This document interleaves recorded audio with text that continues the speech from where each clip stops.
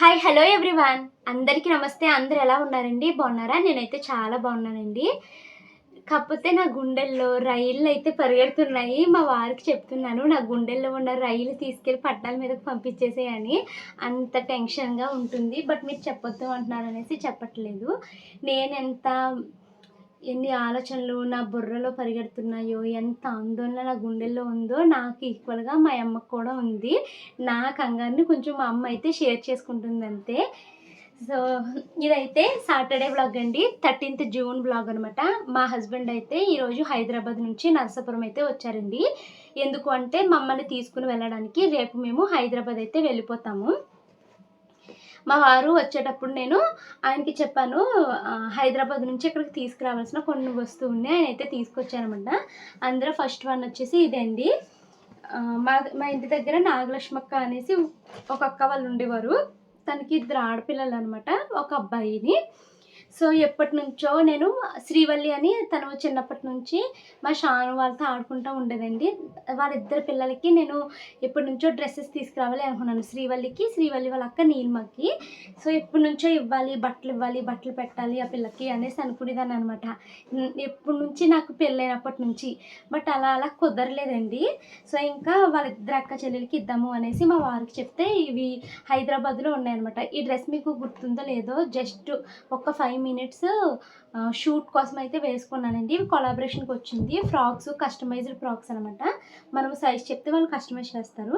నేను ఆ ఒక్కసారి 5 నిమిషాలు అయితే వేసుకున్నాను. అలా నేను షూట్‌కి వేసుకుని చాలామందికి 5 నిమిషాలే కదా వాడిని అని ఇంటికొచ్చిన ఎవరికైనా డ్రెస్ తీసుకుంటావా అని అడిగిస్తూ ఉంటాననమాట నేను. ఇంకా ఇదైతే మీకు తెలుసు, జాకీ కొలాబరేషన్‌లో నేను 20,000 పెట్టి డ్రెసెస్ అయితే బుక్ చేసుకున్నానండి. అంటే మాకు ఎలా ఉంటాయంటే కొన్ని కొలాబరేషన్స్ ఫస్ట్ మనము అమౌంట్ ఖర్చు పెట్టి బట్టలు కానీ, లేకపోతే ఇంట్లోకి కావాల్సిన ఎలక్ట్రానిక్ వస్తువులు కానీ అవి బుక్ చేసుకుంటాము.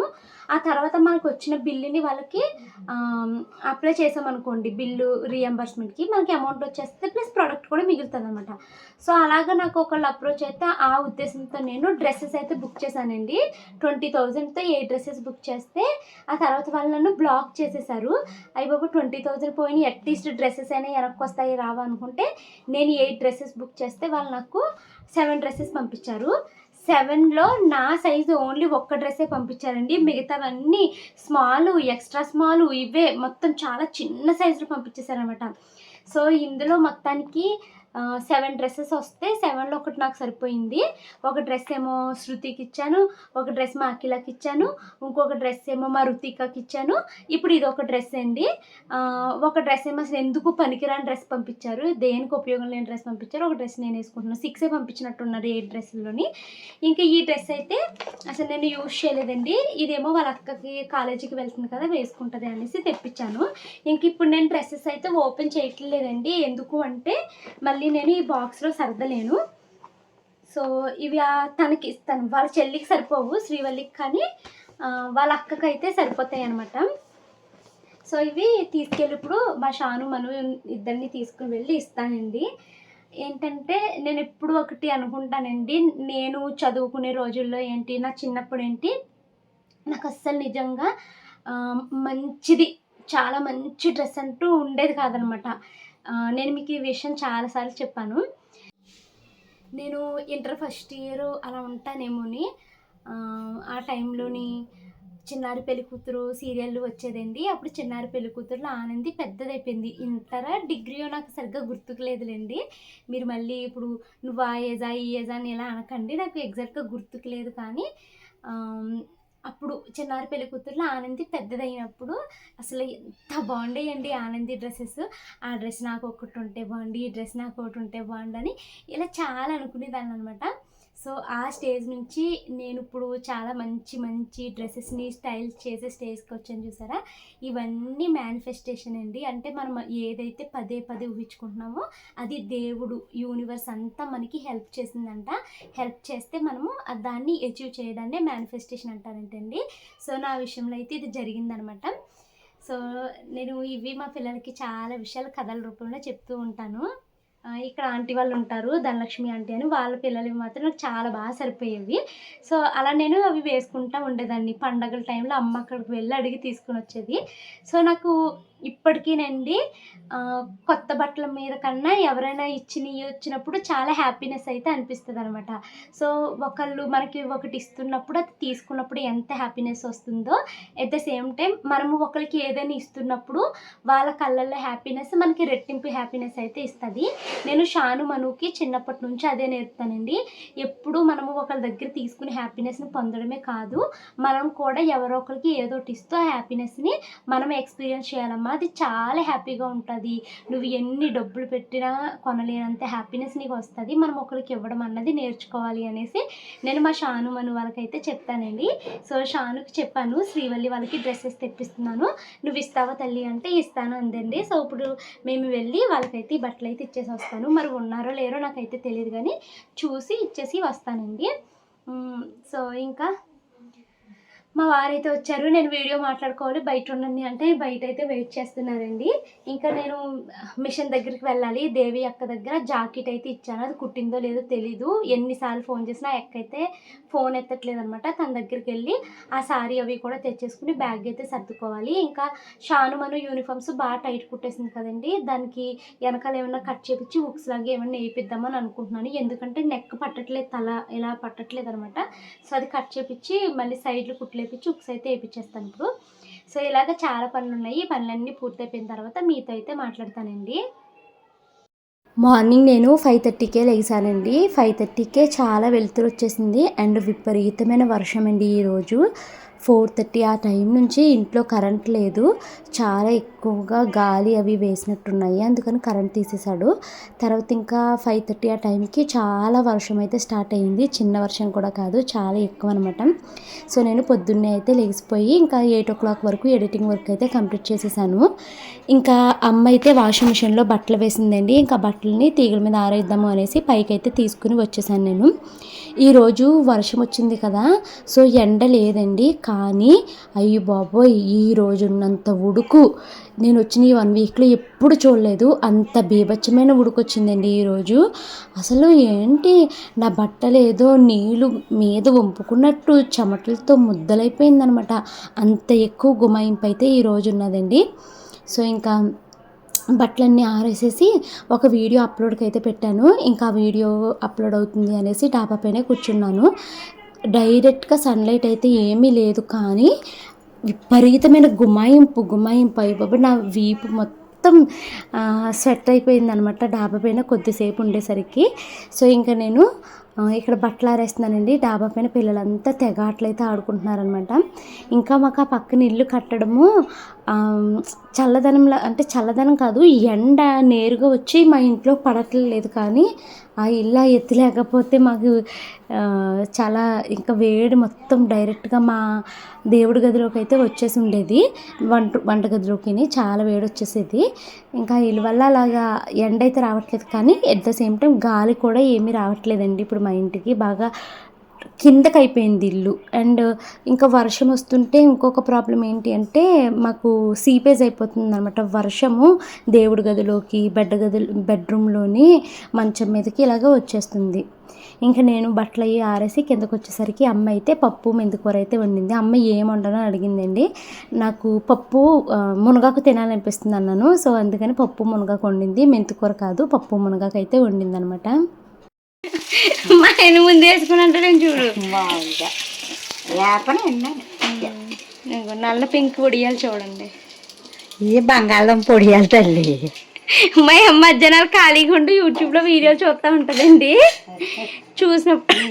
చూసినప్పుడు వంటల రెసిపీలు కనిపిస్తున్నాయి అనుకో, బంగాళదుంప పొడియాలు చూపించమ్మా, బంగాళదుంప పొడియాలు కనిపించినాయి అంటండి మా అమ్మకి. సో ఎవరో పడితే మా అమ్మ కూడా నేను ట్రై చేసేద్దాము అని ట్రై చేసింది. వచ్చాయి చూడండి నల్ల పెంకుల్లాగా, ఇంకోండి ఇవి పొటాటో చిప్స్లా ఉన్నాయి వేగితే పల్చగా. ఈ కలర్లోకే వస్తాయా? రాగి పిండి వేసేవేంటి? ఏ పిండి అయిపోతారు? ఏమేసి ఉడకబెట్టా? అది ఒకటే మిక్సీ పెట్టేసి బంగాళదుంప ఉంటే ఇంకేం కాదు. అలాగే వస్తాయి కొంచెం బంగాళదుంప పోతే నలిపోతాయి కదా. మరి వాళ్ళ వీడియోలో చూడలేదా నువ్వు నలుపు వచ్చినాయా తెలుపు వచ్చినాయా అని? చూపించలేదు. ఆహా, బంగాళదుంప సిక్కులాగా ఉంటాయన్నారు అదేలే. పట్టేసి. మమ్మీలు ఆ డోర్ వేసే.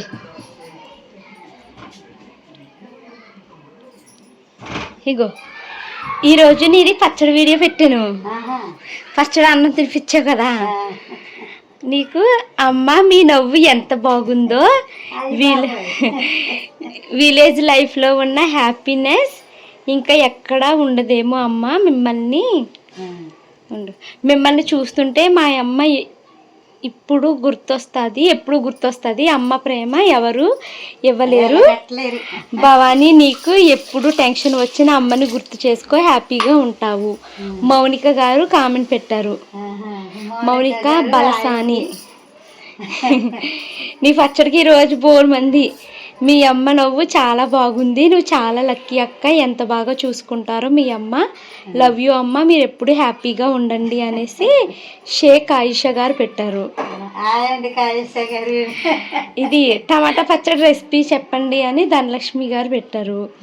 Your mother is very positive and strong mindset lady, so many women should learn lessons from her. అంటే నీ నుంచి చాలా విషయాలు నేర్చుకోవచ్చంట. Despite of taking care of our husband.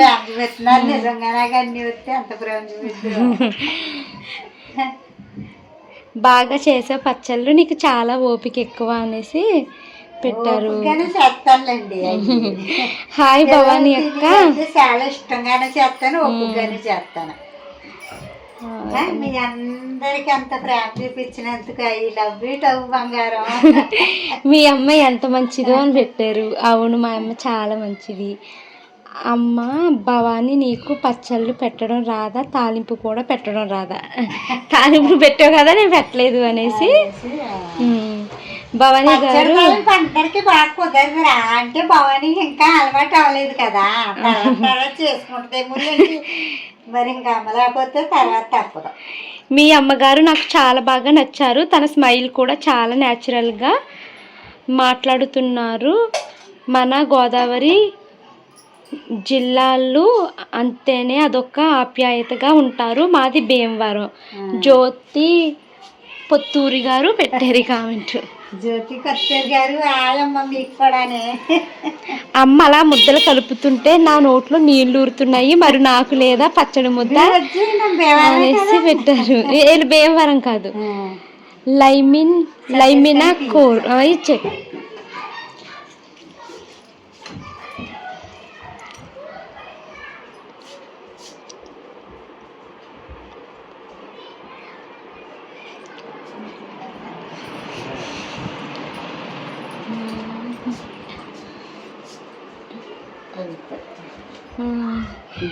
చాలా మంది పెట్టారు. అదే మీ అమ్మగారు భలే తినిపిస్తున్నారు అందరికి, మరి నాకు లేదా, నాకు తినాలనిపిస్తుందని సంగీత అని ఒక అమ్మాయి పెట్టారు. మరి మీరు వచ్చేయండి అమ్మ, దగ్గర అవుతాను. మీ అందరూ కూడా నా కూతురు లాంటి వాళ్ళే. మేము పెట్టాలని ఉంటుంది. మేము అన్ని పచ్చళ్ళకి మెంతి పొడి వేస్తాము అని చెప్పారు. అలా వేస్తారు.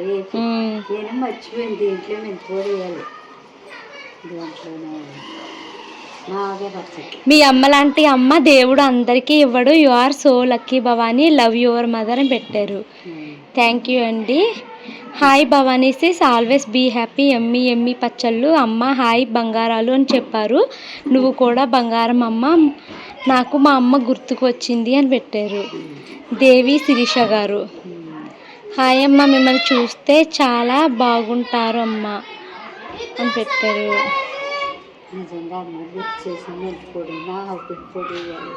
అందులోనా నువ్వు వేయటం మర్చిపోయావా?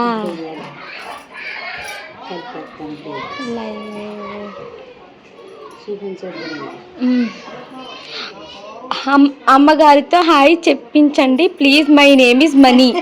హాయ్ మనీ అని చెప్పు. హాయ్ అమ్మ మణి గారు. హాయ్ తల్లి. మసాలా పొడి చేయించి పెట్టమంటున్నారు. చేద్దామండి. ఇడ్లీ కొలతలు అంటే చెప్పమని ఇద్దరు అడిగారమ్మా. ఇడ్లీకి 1/2 కేజీ పప్పుకి నేను కేజీ కేజీ రవ్వ. పావు కేజీ నొక్కి కేజీ రవ్వ. పావు కేజీ రవ్వ. పైన ఇగో నీ పచ్చళ్ళు చూస్తుంటే నోరు ఊరుతుందంట. మీరంటే చాలా ఇష్టం నాకు. Such a happy soul, how lucky Bhavani you are. ఇదిగమ్మా ఎవరు ఇది మీ అమ్మ అలా పచ్చడి ముద్దలు కలుపుతుంటే నాకు తినాలనిపించింది అని పెట్టారు. ఎవరో రమ్యశ్రీ.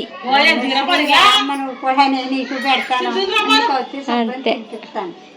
సో పచ్చళ్ళ కోసం నీకు అన్ని కామెంట్లు వచ్చినాయి. నేను మిషన్ దగ్గరికి అయితే వెళ్ళానండి, దేవి అక్క దగ్గర సారీ తీసుకుని తెచ్చుకోవడానికి. మా పిల్లలు మొన్నటి నుంచి అమ్మ ఐస్ క్రీమ్ తినాలనిపిస్తుందని 4-5 డేస్ నుంచి అడుగుతున్నారండి. అంటే నర్సాపురంలో ఉన్నాం కదా, వేరే పిల్లలు రోజు కొనుక్కుని తింటున్నారు. నాకేమో పిల్లలకి అలాగా బయట ఫుడ్లు రోజు కొనిపెట్టడం నాకు అస్సలు నచ్చదండి.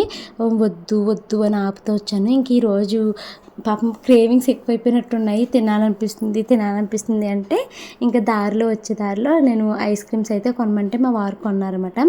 మేము దేవి అక్క దగ్గరే ఒక 1.5 hours స్పెండ్ చేసామండి. చివరికి అన్ని పనులు పూర్తి చేసుకుని ఇంటికి వచ్చేసరికి అమ్మ అయితే ములక్కాడ జీడిపప్పు కూర అయితే వండిందనమాట. వండి పిల్లలకి అన్నం అయితే తినిపిస్తుందండి ఇప్పుడు ఇంటికి రాగానే. సో పిల్లలైతే అన్నం తింటూ కూర అయితే చాలా బాగుంది అంటున్నారు. ఎందుకంటే అమ్మ చాలా ఎక్కువ జీడిపప్పులు అయితే వేసి వండింది. మా షాను ఏమో దేవి అక్క దగ్గర నుంచి కొన్ని గుడ్డ ముక్కలు అయితే తెచ్చుకుందండి. ఇప్పుడు ఆ గుడ్డ ముక్కలతోటి దాని బార్బీకి వెళ్ళంగానే బట్టలు వేయడానికి చాలా రకాల బట్టలు అయితే దానికి అదే కస్టమైజ్ చేస్తుంది అనమాట, యూట్యూబ్లో వీడియోస్ చూసుకుని.